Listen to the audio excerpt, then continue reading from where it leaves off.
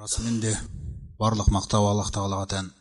Жалғыз оны ғана мақтаймыз және бір өзінен ғана жәрдем тілейміз. Жан дүниелеріміздің жамандықтарынан, істеп қойған істеріміздің кесірінен оған сыйынамыз. Ол кімді тура жолға салса, оны адастырушы жоқ. Ал кімді адастырса, оны тура жолға салушы жоқ. Аллах Тағаладан басқа тәңір жоқтығына серігі жоқ, жалғыз екендігіне куәлік береміз. Және де Мұхаммед оның құлы әрі елшісі екендігіне куәлік береміз. Сондай-ақ ардақты пайғамбарымызға Аллах Тағаланың салауатын, сәлемін, рахымын, берекелерін тілейміз. Және де оның әулетіне, сахабаларына, және де солардың жолымен, ихсанмен ергендерге. Ассаламу алейкум ва рахматуллахи ва баракату, құрметті жамағат. Аллах Тағала баршамызға пайдалы білім нәсіп етсін.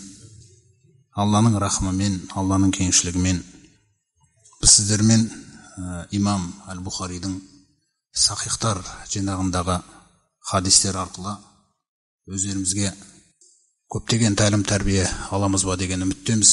Иншалла Аллах Тағала осы әуелгі күнімізге сәттілігін беріп, одан әрі қарай пайғамбарымыздың хадистерінен тәлім тәрбие алуымызда жалғасуын нәсіп етсін.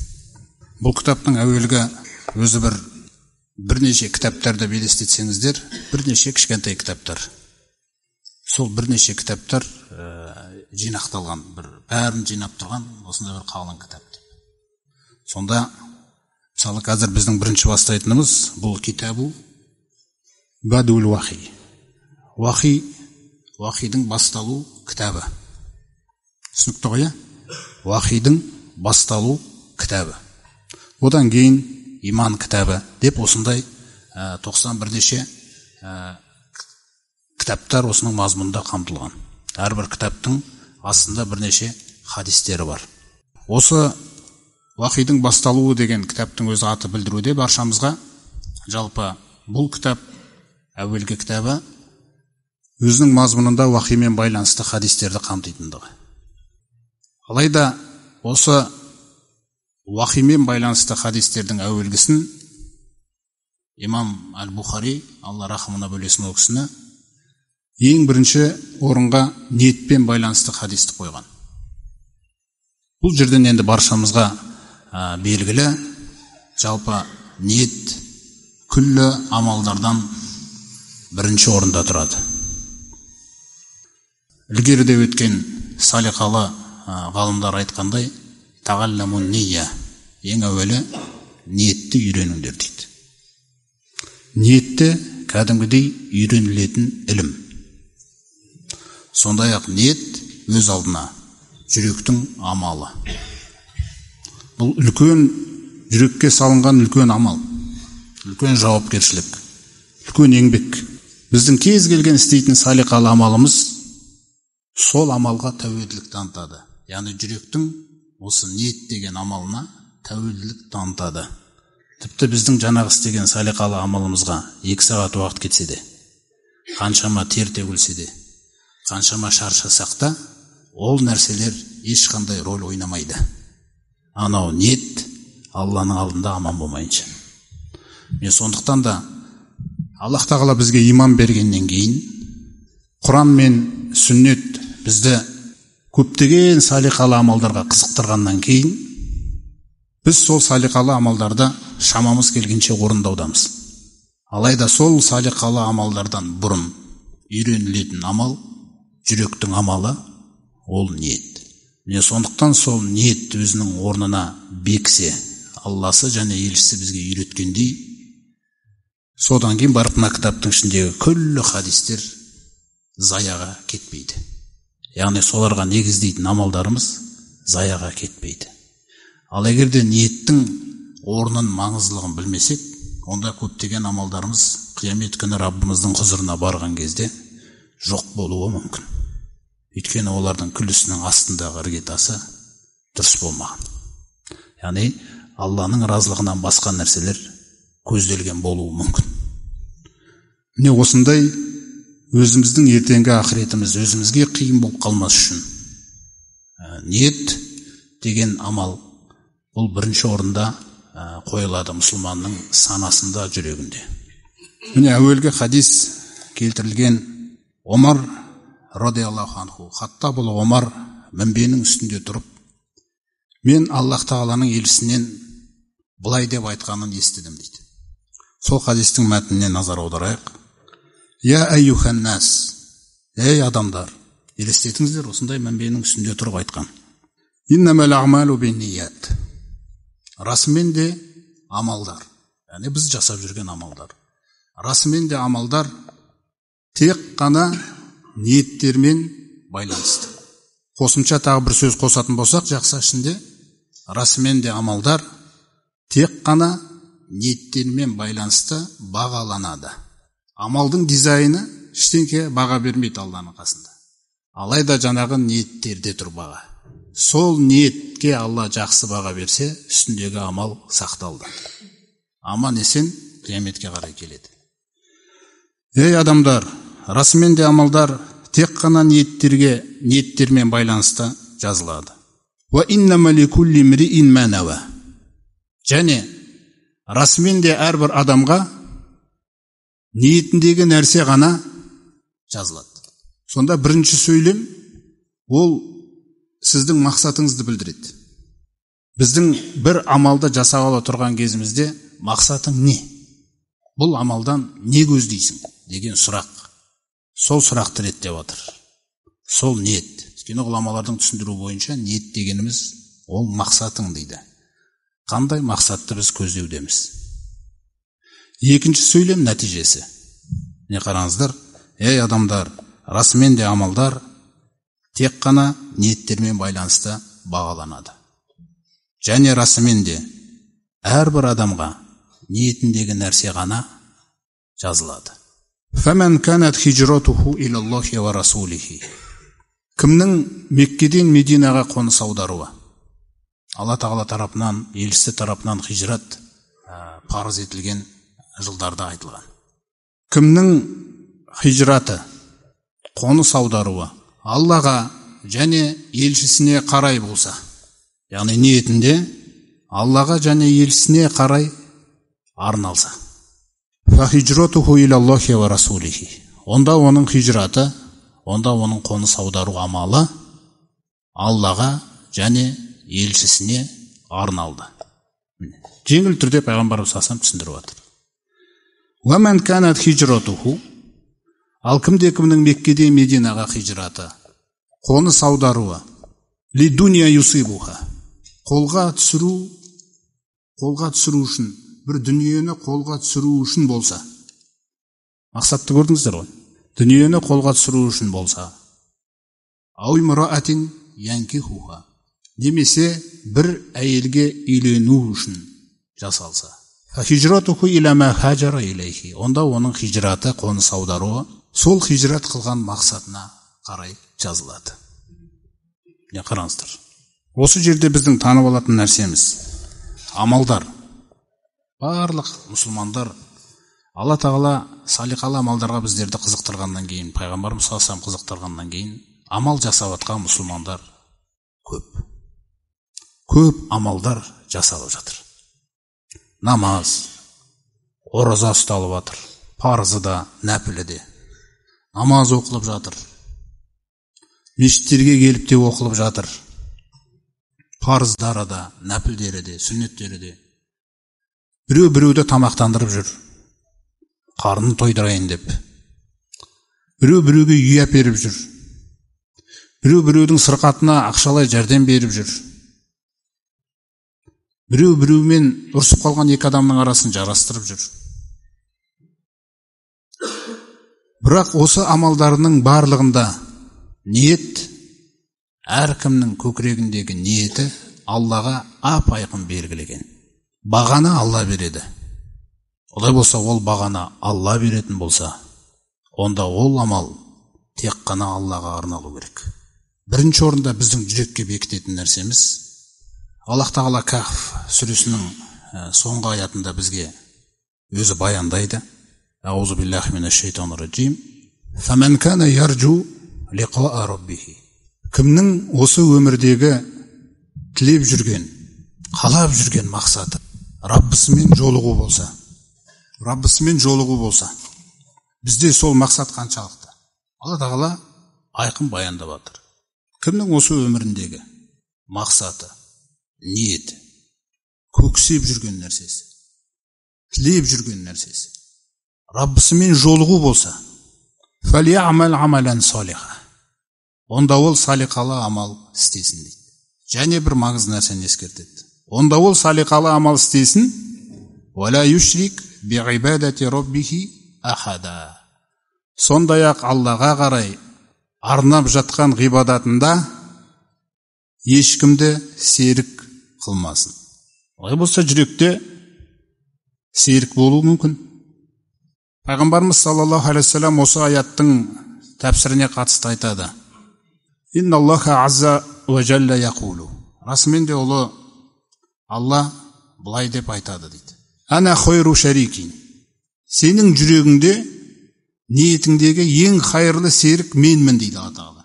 Сенің амал жасаған кезіңдегі, ниетіңдегі хайырлы серік менмін дейді. Ва ман ашрака мағия шарикен, кімде-кім сол маған деп арнаған амалында менімен бірге тағы бір серікті қосса жүрегіне, мысалы бір адамды разы қылуды қаладық па, біреуге ұнауды қаладық па, біреудің де көзіне түскіміз келді, бір оқпен екі қоян атайын дедім. Енді мұндай жағдайда Алла Тағала айтады, фәмән ашрака мағи шарикен, кімде-кім менімен бірге тағы бір серікті қосатын болса, фахуа ли шарики, онда ол амалы толығымен жаңағы серікке беріледі. Алла Тағала бізбен арамыздағы мәміледе ашық сөйлеседі, ашығын айтып жатыр. Жағдай осылай дейді. Сонда осы сөзді Раббыларымыз айтты деп пайғамбарымыз салсам ары қарай өзі сөзін жалғастырып айтады. Я айюханнас, ей адамдар, ахлису ағмалакум лиллах, амалдарыңды таза Алланың өзіне ғана арнаңдар. Фаинналлаха ла яқбалу илля ма ухлиса лаху. Күмән жоқ, Аллах Тағала тек қана өзіне арналған нәрседен басқаны қабыл етпейді. Біз туысқан емеспіз, өтіп кететін еді. Алла Тағала ашық мәміле жасап жатыр бізбен. Алла Тағала сіздің жүрегіңізде, ниетіңізде, күллі амалдарыңызда өзім ғана болғым келеді дейді. Ешкімді серік қылма дейді. Серік қосылса, сол серігіңе арналады дейді жаңағы амал. Ей адамдар, амалдарыңды Аллаға ықыласпен арнаңдар. Расымен де Аллах Тағала өзіне ықыласпен арналған амалды ғана қабыл етеді. Одан басқасын қабыл етпейді. Сондай-ақ бір амалды жасаған кезде дейді пайғамбарымыз саллаллаху алейхи ва саллям, ла тақулу хаза лиллахи ва лиррахими. Бұл амалды мен Алла үшін және туыстық байланыс үшін істедім деп айтпаңдар дейді. Егер олай айтатын болсаңдар, ниетте, фа иннаха лиррахими, онда ол амалың сөзсіз туысқандарға арналды дейді. Валейса лиллахи мин хашейюн, пайғамбарымыз саллаллаху алейхи ва саллям сөзі. Ол жерде Аллаға арналған түк жоқ дейді, қараңыз. Вала тақулу хаза лиллахи ва ли уджухикум, сондай-ақ айтпаңдар адамдарға, бұл амалды мен Алла үшін, сондай-ақ мына сендердің жақсы жүздерің үшін жасадым деп айтпаңдар дейді. Егер олай айтатын болсаңдар, фа иннаха ли уджухикум, онда ол сендердің жүздеріңе арналған амал дейді. Валейса лиллахи мин хашейюн, ол жерде Аллаға арналған түк жоқ дейді. Сондықтан да бірінші орында бекітілетін нәрсе, кез келген салиқалы амалымызда қалайтын нәрсе, ол біріншіден Аллах Тағаланың дидары, Алланың разылығы, Алланың махаббатына бөлену, Аллаға жақындық табу. Басқа нәрсе көзделмеу керек. Таза Алла, таза нәрсені ғана қабыл етеді. Сондықтан да бұл амал, ниет деген амал, жүректің амалы болғаннан кейін, ал салиқалы амал оның үстіне тұрғызылған, іргетастың үстіне тұрғызылған құрылыс сияқты. Сол үшін пайғамбарымыз саллаллаху алейхи ва саллям бізге былай деп айтады. Мәсәлу амали ахадикум камасалил ғиғаи. Сендердің біреулеріңнің амалы бір ыдысқа ұқсайды дейді. Ыдысты мысалға келтіріп жатыр. Иза тоба асфалуху тоба а'лаху. Егерде ол ыдыстың түбі, астыңғы жағы дұрыс болса, таза болса, онда оның үсті де дұрыс болады дейді. Қараңыздар. Асты жақсы болса, үсті де жақсы болады. Ва иза фасада асфалуху фасада а'лаху. Егерде ол ыдыстың түбі, асты бұзылса, онда оның үсті де бұзылады. Ал үстіндегі амал негізі салиқалы амал еді. Оны салиқалы қылып тұрған нәрсе, өйткені ол пайғамбарымыздың сүннетіне, Алланың бұйрығына, шариғатына сай, әдемі дизайн. Шариғат бұйырған, қызықтырған амал. Бірақ асты дұрыс болмай тұр. Міне сондықтан бірінші орында Алла тағаламен еш нәрсені жүрегімізде жарыстырмау керекпіз. Жоқ, ол жерде Алламен бәсекелесетін нәрсе. Сіздің жүрегіңізде Алламен жарысатын ешкім болмау керек. Істедіңіз бе амалды? Ол амалды кім үйретті? Аллаңыз үйретті. Алла білмеген нәрсеңізді үйретті. Сосын Алланың үйреткен нәрсесін істеп, оны басқа біреуге арнап атсаңыз. Бұл жаңағы таухидке қайшы келетін ширк емес. Бірақ бұл сіздің жүрегіңіздің Алланың қасындағы ақиқаты. Аллаға арналған ба? Жоқ, басқа бір болмайтын нәрсені іздеп жүрген жүрек ба бұл?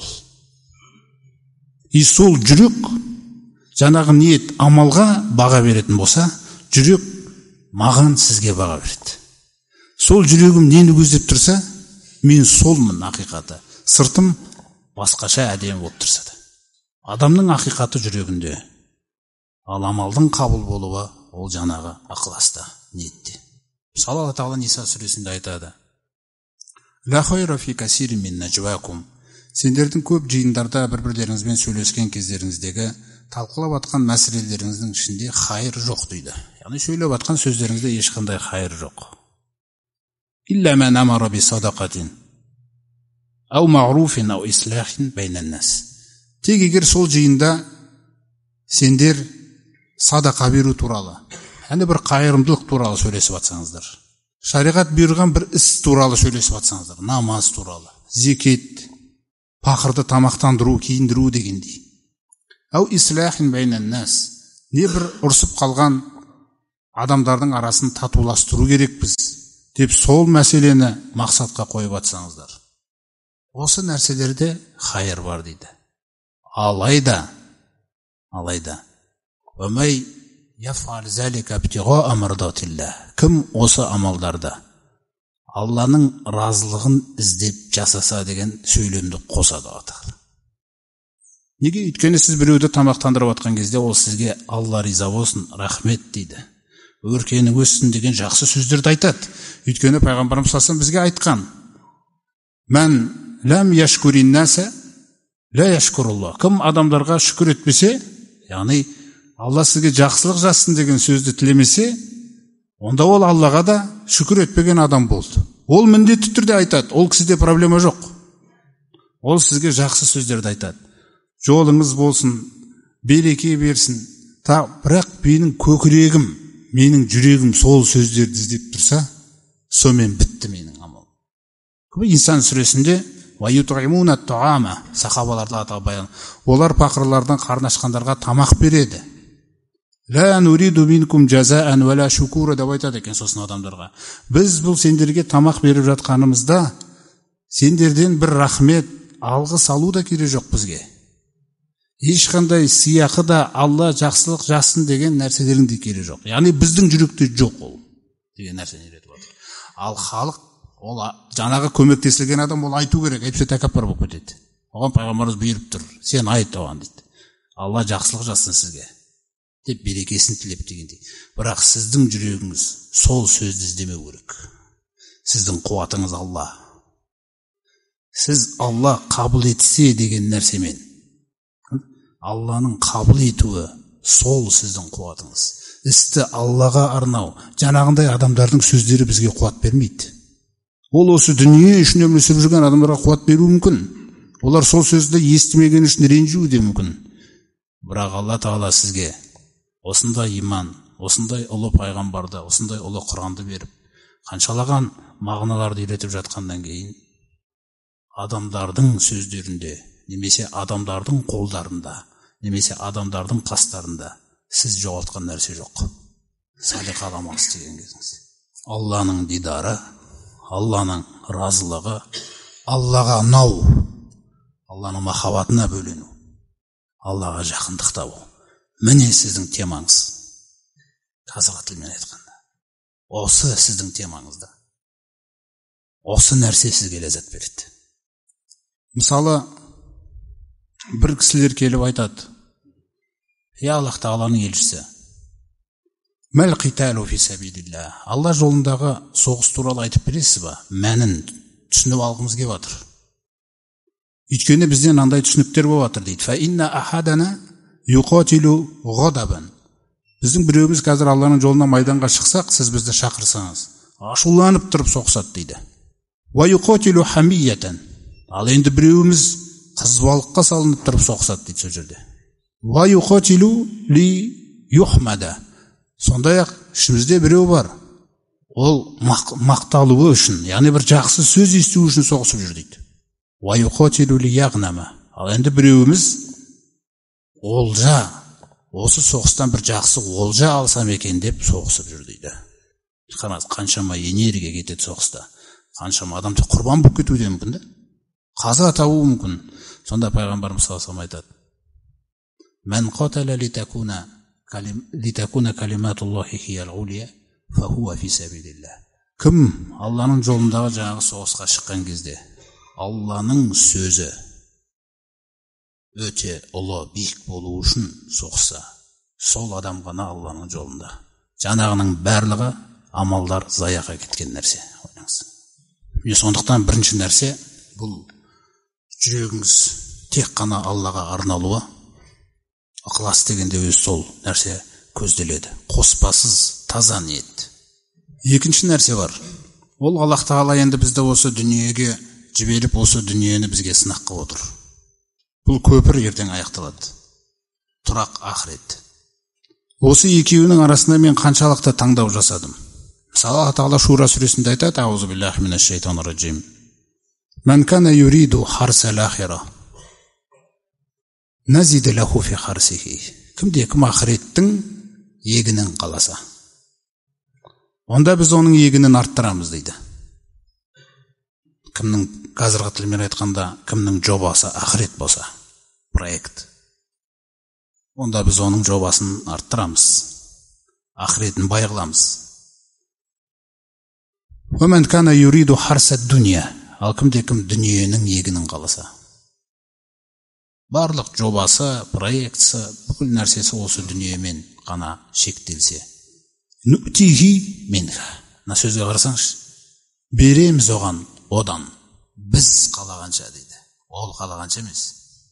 Оның қалауы тек ол алданышта қалып қою мүмкін, алданып. Ал ақыретте ше оған وَمَا لَهُ فِي الْآخِرَةِ مِنْ نَصِيبٍ. Ал ақыретте оған ешқандай үлес жоқ дейді. Не осы мағынада жалпы пайғамбарымызға ерген сахабалар радиаллаху анху әр нәрсені бірте-бірте үйреніп жатыр ғой. Пайғамбарымызға ергеннен кейін, әрдайым дұғада ақыретті тілеп атқаннан кейін, жәннат сұрап атқаннан кейін, біз енді ойлаймыз, біз шынымен де бір ақыретті керемет қалап жүрген адамбыз деп. Мысалы Тағала мысал берді. Ухуд шайқасында Алла Тағала тарапынан жеңіс уәде етілді.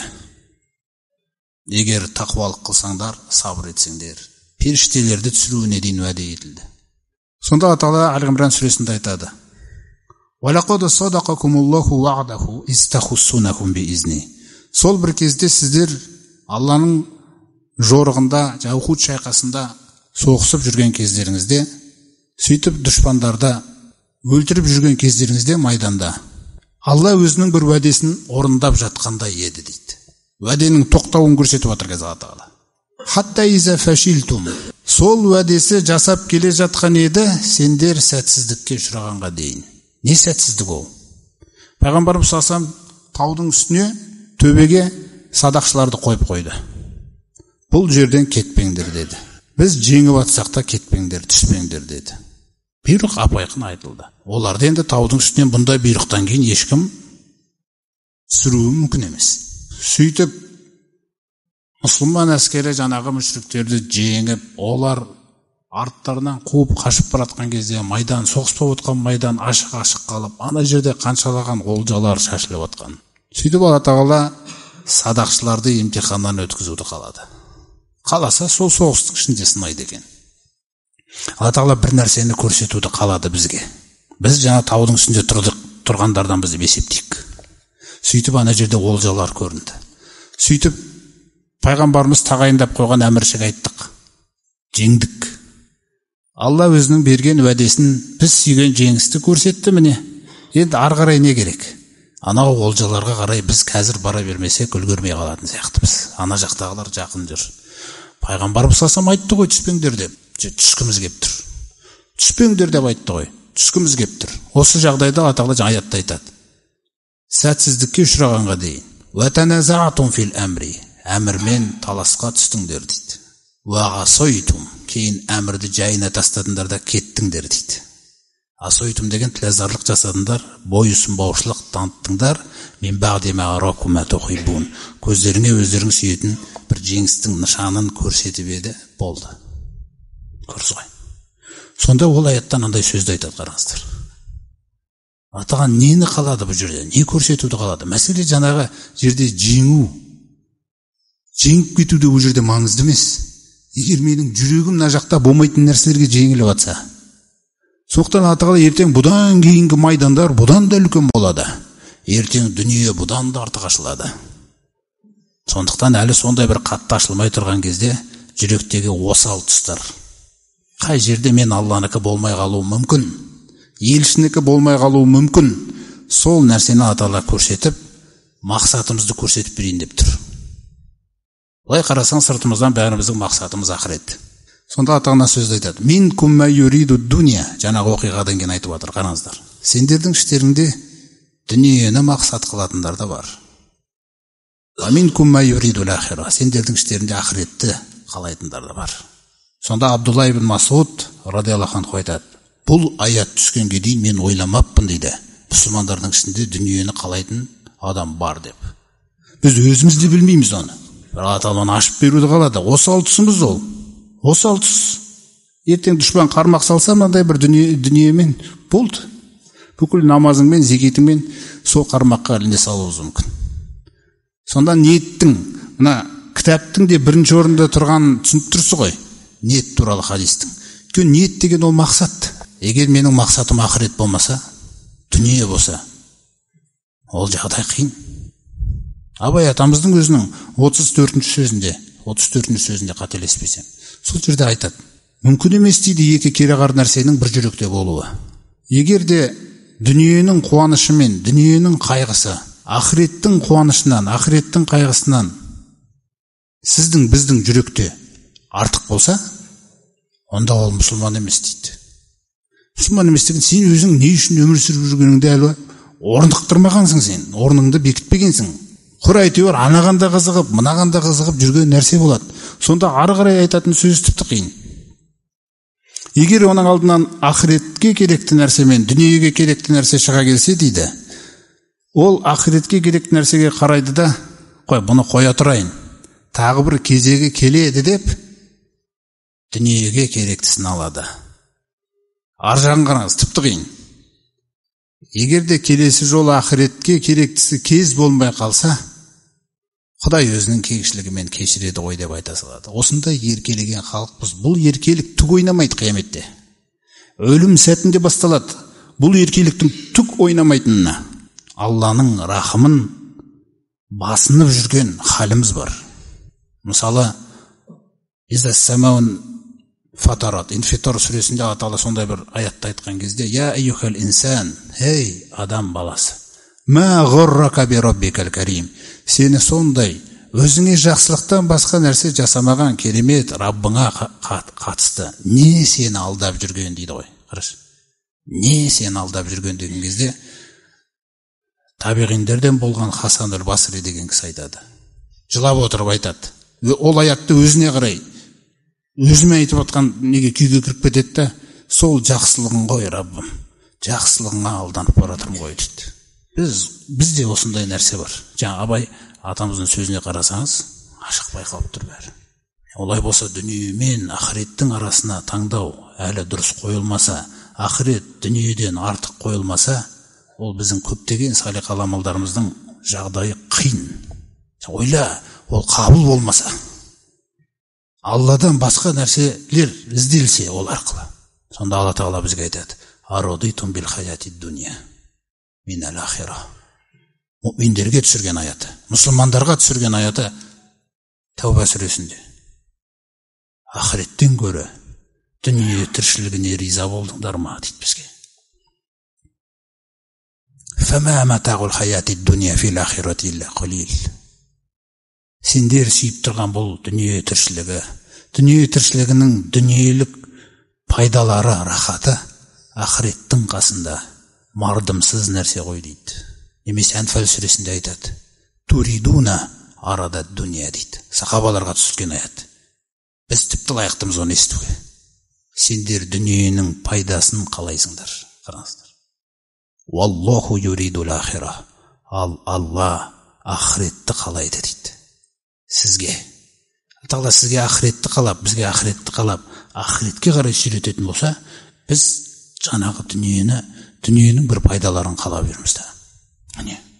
Ухуд шайқасында Алла Тағала жеңістің болмай қалуы дүниеге қызығушылықтан болған нәрсе.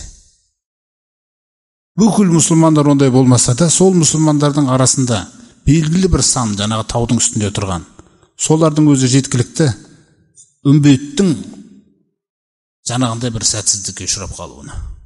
Сахабалармен пайғамбарымыз саллаллаху алейхи отырған кезде бір кісі келіп сұрайды: "Я Аллахтың елшісі, бір нәрсені сұрап алайын деп едім сізден. Ражулун юридул джихада фи сабилилlah". Бір адам Алланың жолында джихад қылуды қалап тұр. Яғни сол пайғамбарымыздың замандағы жаугершілік замандарының жаңағы заманда айтылған хадистер. Адам Алланың жолына шығуды қалайды, бірақ ваяптағи арадан мен аради дуния. Сондай-ақ сол соғыстан үйіне бір олжа алып қайтуда сүйеді. Бұның халі не дейді? Сонда пайғамбарымыз саллаллаху алейхи айтады: "Ла аджра лаху". Ол адамға ешқандай сауап жоқ дейді. Таң қалады, келіспей тұр ішкі дүние. Тіпті қасындағы адамдар айтады: "Уд иля расулилля", тағы бір қайталашы. "Фалааллака лам туфхимху", сен дұрыс түсіндіре алмай қалдың-ау. Пайғамбар дұрыс түсінбей қалды, саллаллаху алейхи вассалам. Сөйтіп тағы бір қайталады жаңағы сөзді. Адам Алланың жолындағы бір джихадқа шығуды қаласа, және сол нәрседен үйіне бір дүниенің бір мүлкін, дүниенің бір рахатын алып қайтуда көздесе, деп тағы бір жымиып өстіп сұрап қалған еді. Пайғамбарымыз саллаллаху алейхи айтады: "Оған ешқандай сауап жоқ" дейді. 3 рет сұралады осы жаңағы хадисте. Үшеуінде де пайғамбарымыз оған ешқандай сауап жоқ дейді. Сонда жаңағы олжаны қалау Алланың жолында деген керемет, жаңағы сол қарап тұрсаңыз амалда жоқ қылып тұр ғой. Міне қараңыз. Олай болса өзіміз ойлайық енді. Сіз бен біз бір амал жасаған кезімізде, бәлкім бір амал жасаймыз, ол амалға біріншіден уақыт кетеді, дұрыс па? Мысалы біреудің асарға шақырып, біреудің үйіне көмектестіңіз ба, біреудің көмірін түсірдіңіз ба, кез келген бір салиқалы амалға біріншіден уақытыңыз кетеді. Екіншіден энергияңыз кетеді. Күш, жігер, қуат. Алыс жерге бару керек болса малыңыз кетеді. Бәлкім тіпті сапарлық жер шығар, ол сапар кетеді. Сосын ол амал басынан аяғына біткенше шыдамдылық деген жағдай жұмыс жасайды. Ойлаңыз. Қаншама нәрсе жасалып жатыр. Ойлаңыз. Егер осының бәрінде Алладан басқа нәрсе көзделсе, немесе ақыреттің амалы арқылы дүние көзделсе, бұнаның барлығы заяға кеткен нәрсе. Алла Тағала Құранда бізге көп жерде не үшін айтады? Ва алимун бизати судур. Ана жүрегіңде не болып жатқанын мен білем дейді. Сонда ойлаңыз. Қазір сіз бір амал жасайын деп тұрсыз, 2 сағат кету мүмкін ол амалға. Ол амалды уайымдамаңыз. Сіз бұл амал арқылы не қалайын деп тұрмын мен өзі? Не іздеп тұрғаным мен? Алла ма, ақырет па, елшісі ме? тіпті отбасылық мәселеде мақсаттар жаңағы пайғамбарымыз саллаллаху алейхи вассалам айтып жатқан нәрседе бірікпесе, ол да проблема. Ахзаб сүресінде Алла тағала әйелдері тарапынан бір дүниеге қатысты бір талаптар, сондай бір нәрселер айтылып қалған еді. Сонда пайғамбарымыз саллаллаху алейхи вассаламға Алла тағала аят түсіреді. Әйелдерін әдемілеп тәрбиелеу үшін. Мұъминдердің аналары, Алла баршасына разы болсын. Я айюхан наби, уа пайғамбар, құлли азваджика, сен өзіңнің жұбайларыңа айт. Ин кунтунна туридна ал-хаята дуния ва зинатаха. Егер сендердің көздеген мақсаттарың дүниенің тіршілігі мен сәні болса, фатағалейна, онда маған қарай келіңдер. Фауматти'укунна, мен сендерге сұраған дүние мүліктеріңді, рахаттарыңды берейін. Сосын ва усаррихкунна сарахан джамила, сосын сендерді әдемі түрде ажырата салайын. Бұл тәрбиелік мақсатта айтылып жатқан аят. Жаңағы ажырата салу деген нәрсе көзделіп тұрған жоқ өзде. Бірақ сөзді түсініңіз.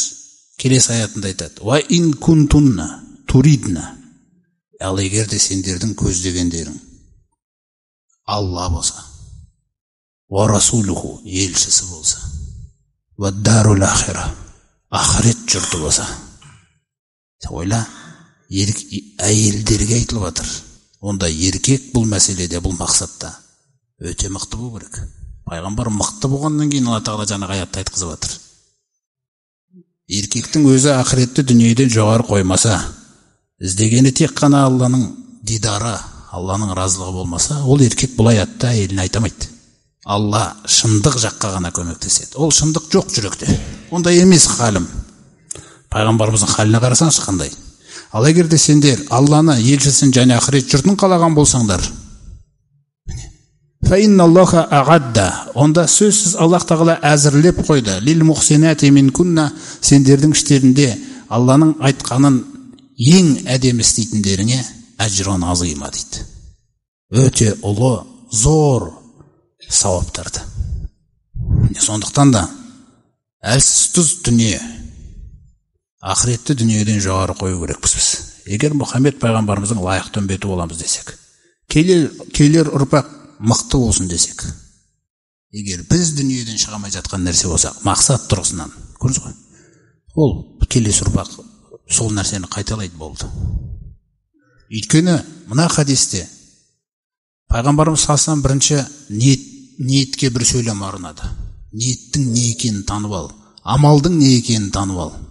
Амалың қандай күш жұмсалса да, қандай дизайн берсең де ол амалыңа, ол түк ойнамайды, астындағы ниет дұрыс болмайынша. Сондықтан бірінші сөйлем солай еді. Расымен де амалдар тек қана деген сөзді қосты. Тек қана ниеттерге байланысты бағаланады. Және де расымен күллі адамға ниетіндегі нәрсе ғана жазылады. Ниетінде дүние ме береміз дейді. Болды. Бұлай қарасаң, ол істелген амал салиқалы амал еді да. Ол тіпті қандай амал болуы мүмкін? Аллахтың елшісі десек, хадисте айтады. Хижрат мысалы. Сіз өзіңіз ойлаңыз. Қажылыққа барған адамдар біледі, Мекке мен Мединаның арасының қанша шақырым екенін. Елестетіңіз. Қаншама шақырым жүрілді. Сапар, аяқ тілінді, бәлкім қанады, шаршады, бәлкім тамақ жоқ, шөлдеді, қарын ашты, құлады. Қаншама шақырым келе жатыр адам. Қаншама шыдамдылық кетті. Ауыр, қиналу болды. Уақыт кетті. Көлік кетті. Біреудің көлігі тіпті жолда жүремей қалды. Хижрат дегенде хижрат осының бәрін қамтиды. Ойлаңыз, ол оңай нәрсе емес. Оның үстіне отанын қиып, Алласы Мединаға көш деген отанды қию деген нәрсемен кетіп баратыр. Енді қоныс аудару деген жаңағы нәрсенің бәрін жинап отыр ғой. Сондағы мақсатың дейді. Тіпті ол өте үлкен ауыр амал болса да деп отыр ғой пайғамбарымыз. Тіпті ол өте үлкен ауыр амал болса да. Алайда сенің ниетің, көздеген мақсатың Аллаға және елшісіне қарай, Аллаға және елшісіне арналса, онда оның хижраты Аллаға және елшісіне арналды деп жазылады. Пайғамбарымыз қорқып отыр өйткені үмбет үшін. Ешкімнің амалы заяға кетіп қалмаса екен деп жатыр. Жаңа біз бірінші мәселеде Алламен басқа нәрсенің жүректе жарыспауы туралы айтқан едік. Екінші мәселе ақыретті дүниеден жоғары қойып айтылып еді. Үшіншіде Алла өзін ғана айтқан жоқ мұнда. Пайғамбарымыз Алла мен елшісіне қарай деген сөз қосылды. Өйткені Аллах Тағала елшісіне сондай мәртебеге бөлеген. Ол мәртебеде ғалым да, әулие де, тақуа да ешкім жарыса алмайды. Уарафағна ләка зикрок деді. Біз сенің есіміңді, атағыңды көтеріп қойдық. Пайғамбар. Азанда қоса айтыласың. Мынау аяттарға қараңыздаршы мысалы. Мә ютиғир расуля фақода ата Алла. Кім елшіге бойсынса, онда ол нақты Аллаға бойсынды дейді. Біз айтамаймыз ғой, кім мына кісіге бойсынса Аллаға бойсынды деп. Кім мына кісіге бойсынса Аллаға бойсынды деп. Елшіде сондай мәртебе бар. Кім оған бойсынса, ол Аллаға бойсынды. Кім оны разы етсе, ол Алланы разы етті. وَمَا أَرْسَلْنَا مِنْ رَسُولٍ إِلَّا لِيُطَاعَ بِإِذْنِ اللَّهِ. Қайсы бір елшіні қайсы бір заманда жіберген болсақ дейді Аллах Тағала, оны тек қана оған бойсынуларың үшін ғана жібергенбіз дейді. Ол басқа мақсат үшін келмеген. Ойлашы. Сіз бен екі арадағы мәміле, сіз оған бойсыну керексіз. Міне осы кітап пайғамбарымыздың күллі бұйрық тыйымдарын қамтып тұрған кітап. Сүннетіндегі. Сіз Алланың елшісіне бойсынсаңыз, сіз Аллаға бойсындыңыз. Сіз Алланың елшісін разы етсеңіз, сіз Алланы разы еттіңіз.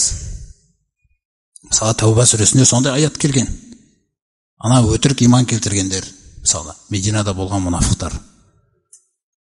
Олар жаңағы сахабалармен бірге бір маңызды бір іске шықпай қалады да, мысалы жаңағындай Алла жолындағы күрес. Сосын мұсылмандар аман-есен қайтып келген кезде бұлар енді не істейміз деп сылтау іздейді. Сол сылтау іздеген кезде бұлар әрдайым Алламен ант ішетін. Өздерінің растау үшін. Сонда Алла Тағала айтады: "Ва яхлифуна биллахи лакум". Ей мүминдер, ана мұнафықтарды көрдіңдер ме? Олар сендерге қарай келіп Алламен ант ішіп жатыр ғой дейді. Не үшін? Лиюрдукум, сендерді разы етуді қалайды дейді. Жарайды онда, жақсы деп айтуларың. Сонда ары қарай Алла Тағала айтады: "Валлаху ва расулуху", Алла және елшісі ахаққу, ең лайықты ғой, айюрдуху, разы етуге дейді. Ин кана муъминин, егер олар иман келтіргендерден болса. Алламен де жүрегіңізде жарысатын ешкім жоқ, пайғамбармен де жарысатын жүрегіңізде ешкім жоқ. Өйткені ол Алланың елшісі. Ол одан қалағаныңды алып, қалағанын қоя салу үшін жіберілген адам емес. Жаңа Абай атамыздың өзі сөгіп отыр ғой. Сондықтан да ал дүние мен ақыреттің арасы, ол да бір өз алдына үлкен сынақ болып тұр. Неге дүниені ақырет туралы бұл жерде айтылып жатыр? Себебі жаңағы хадистің аяқ жағына қарайық. وَمَنْ كَانَتْ هِجْرَتُهُ لِدُنْيَا يُصِيبُهَا. Ал кімде-кімнің хижраты? Бағанағы нәрсені елестетіңіз. Қаншама қиналу, шаршау. Күллі сол шаршаудың күллісі ана сахабалардың арасында мысал. Келе жатқан кезінде мақсат Аллаға және елшісіне қарай емес. Көздеген мақсатым сол Мединада бір кәсіп бар екен, бір дүние бар екен. Сонымен айналыссам деп келе жатыр. Ол егерде мақсатын Аллаға және елшісіне қарай деп қоятын болсақ біз, сіз барғанда ол сізге Алланың бұйырып жазып қойған ризық болса бәрі береді ғой Алла оны. Көрдіңіз ғой. Немесе бір әйел бар екен, сол әйелге сол жаққа көшетін болсаң ғана күйеуге шығады сізге. Мысал, болды. Ал Алла мен елшісі айтса, ондай тез қимылдамайтын едім. Бірақ жаңағындай бір әйел жоғалтпау керек оны деп, соған некелесу үшін көшсе, онда оның хижраты дейді. Ана жаңа бірінші сөйлемге қараңыздаршы, қандай бір әдеміліктер да. Кімнің хижраты Аллаға және елшісіне қарай болса, онда оның хижраты Аллаға және елшісіне қарай деп қайталанды. Байқадыңыз ба? Мына жақта қайталамайды. Құнсыз нәрсе болғаннан. Кімнің хижраты дүниені қолға түсіру үшін болса, немесе әйелге үйлену үшін болса, онда оның хижраты көшкен нәрсесі үшін. Бітті. Анау әйелді алды, мынау дүниені алды, сонымен дүниенің сауабы алынды, бітті. Май юрида сауабат дүния ну'тихи минха дейді. Кім дүниенің сауабын қаласа, береміз оған одан. Ваман юриди сауабал ахира. Кім ақыреттің сауабын қалса, ну'тихи минха. Оған береміз одан дейді. Васанаджзи шакирин. Шүкірлі құлдарымызға ғана жақсылықтарды еселеп жазамыз дейді Алла Тағала. Олай болса, бұл әйел мен дүние көзделді. Негізінде әйел адам сол дүниенің бір бөлігі. Сол дүниенің рахаты, немесе дүниенің пайдаларының ішіндегі ең хайырлысы деп айтқан пайғамбарымыз саллаллаху алейхи ва саллям салиқалы әйел. Салиқалы әйел дегенге мен бір мысал ғана келтірейін. Ол енді әйелдерімізге де өнеге болсын. Ол жерде негізі ер адам мысалға келтіреді. Бірақ қасындағы әйелі де өте керемет ниеті. Омар радиаллаху анху халифа болған кезде Хумс деген жерге Саид ибн Амир деген сахабаны жібереді отбасымен. Әйелмен сол жаққа қарай кетеді. Әкім қылып. Яғни сол ауданға барып әкім болады. Сол ауданда енді Алланың разылығын іздегені соншалықты, сол ауылдың пақырларының ең пақыры сол болады. Елестетіңіз. Біреу ойлауы мүмкін, бұл неге өзін қинап жүр, кішкене дүние алып нетпеді ма дегендей. Мәселе Алламен екі ара дұрыс. Ақырет хақ болып орнаған жүрек. Бағанағындай Абай атамыз айтқандай, енді Құдай өз кеңшілігімен жарылқайды ғой енді деп. Ол нәрсе болмайды ол. Сонда Саид ибн Амир ең пақыры болып, Омар жылап оны естіген кезде. Сосын бір кісіні шақырып болып айтады, мына әмиянның ішінде 1000 динар бар, осыны Саид ибн Амирге апарып берші. Оған ешқай жақтан пайда келмейді. Менікін алар дейді. Сонымен жаңағы адам апарып мынаны халифа бере жіберді деп оған тастап кетеді. Сөйтіп үйіне келіп, жаңағын ашық болса ішінде динарлар, 1000 динар алтын ақша ғой енді. Енді Алламен екі арадағы нәрсесінің соншалықты рас шегеленіп қалғаны енді ешкім қайталай алмайды бізден. Ол кісінің сол жерде айтқан сөзін. Сонда айтады ғой: Инна лиллахи ва инна илайхи раджиун. Басына тауқымет кісі қайтыс болған кезде айтылатын сөздер бар ғой. Расымен де біз Алланыкіміз, және Аллаға қарай ораламыз деген кезде әйелі не болып қалды? Иман келтіргендердің әміршісіне бір зиян тиді ма? Жоқ. Әлде бір жерде мұсылманның әскері жеңіліс тапты ма? Жоқ. Әйелдің де санасына қараңыз. Санасына қараңыз әйелдің. Проблема дегенде бір жерде бір жаңағы сиыр сүт бермей қапты, немесе жаңағыдай бір дүкендегі товар өтпей қапты деген нәрсе үлкен, ол мақсатты танып тұрса ба? Иман келтіргендердің әміршісіне зиян тиіп қаппа дейді. Уайым қараса жүрегінде мұсылмандардың әскері бір жерде жеңіліс тауып па дейді. Жоқ, онда не болды? Ақыретімізді ойран қылатын нәрсе келді үйімізге дейді. Насөстаңда ойлаңыз. Сонда әйел айтады ғой: онда ол нәрсенің көзін құртсашы дейді. Сен маған көмектесші деп келіп, екеуі жаңа диналарды бөліп, сол айналасындағы пақырларға таратып тастайды. Яғни бұл кісілердің өте байланғаны енді шанс бермеген ғой. Ниеттің былғануына мүмкіндік бермеген.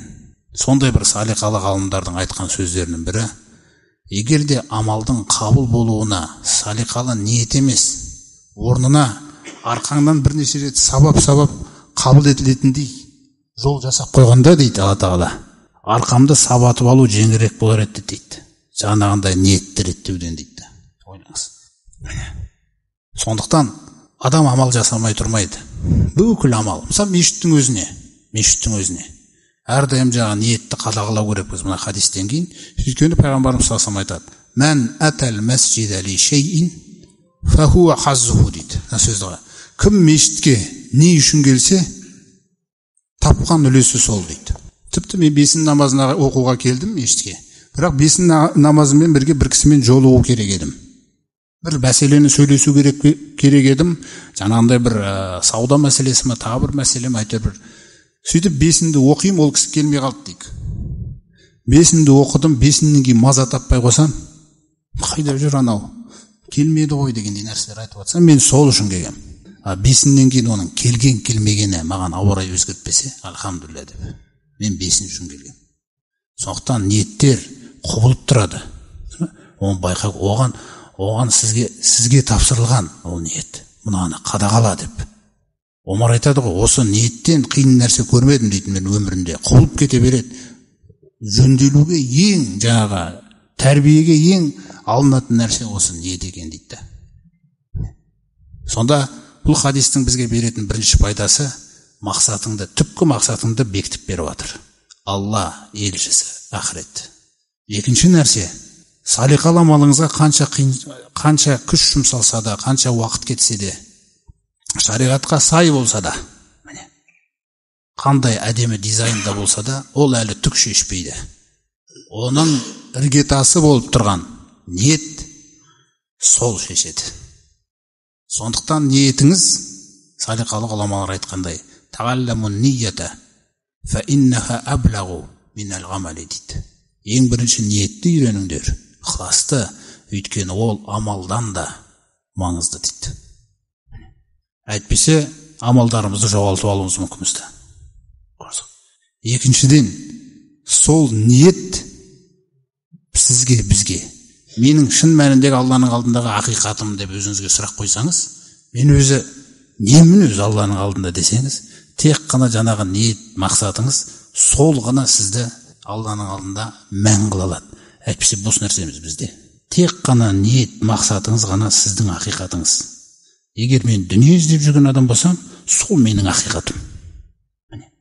Егер мен шынында ақыретті іздеп жүрген болсам, Алланы күллі нәрселерден жоғары қойып жүрген болсам, кешегі Абай атамыздың өзінің сөзі сол ғой, махаббатпен жаратқан адамзатты сен де сүй, ол Алланы жаннан тәтті деді. Жаннан тәтті деген сөз бітті, онымен жарысатын ешкім жоқ. Не істейсің, сол үшін ғана істе. Болды. Басқаға жүректен орын берме. Алла тағала өзі күллі өміріңіздегі құнды нәрселердің бәрін Құранда келтіріп қойған. Ата-анамен байланыс, көршімен, күллісін өзі шешіп қойған болды. Сол нәрселердің күллісін орындаған кезіңізде тек қана Алланың разылығын қалаңыз. Және міндетті түрде сауапты тілеп кірісу керек біз іске. Құр жай кірісе салуға болмайды. Өйткені пайғамбарымыз саллаллаху айтады: "Ла ажро лиман ла хисбата лаху." Сауап тілемеген адамға сауап жоқ дейді. Міндетті түрде тілену керек. Алла деп. Егер тілейтін болсаңыз, енді керемет нәрсе, түк нәрсе қалдырмапты. Бұл дініміз бізге. Пайғамбарымыз саллаллаху айтады: әйеліңнің аузына бір үзім тамақ сала салсаң, сауап тілеп. Негізі оны асырауыңыз жаңағыдай парыз, міндет деген нәрсе бар ма енді? Сол нәрсе үшін де сауап жазады ғой дейді. Одан сондықтан Алла бай, бергелі тұр. Жаңа айтып жатыр ғой. Аллаху юридул ахир. Алла ақыретті қалайды сендерге. Ақырет деген ол көз көрмеген, құлақ естімеген нәрселер, ол уәде етілген Мұхаммед пайғамбардың үмбетіне. Енді біз жаңағыдай бір дүниемен ниетімізді бұлғап, біреудің көзіне түсу, біреуге жағымпаздану, біреудің грамотасы деген нәрселер, біз солай түсіп атқан болсақ, біз Алладан бұрын пайғамбарымызды да дұрыс құрметтемеген адам боламыз. Үмбеті дегеннен кейін лайықты болу керек та, үмбет деген атқа. Аллах тағала қаласа, осы кітаптан көптеген салиқалы амалдарды үйренеміз. Сол салиқалы амалдарды үйренерден алдын Алла тағала бізге ниет деген амалды үйретіп жатыр. Осы ниетке жамағат иншалла сол ықыласқа сақ болайық. Осыған сақ болсақ, иншалла Алла тағала күллі амалдарымызды сақтайды. Алла тағала баршамызға пайдалы білім нәсіп етсін.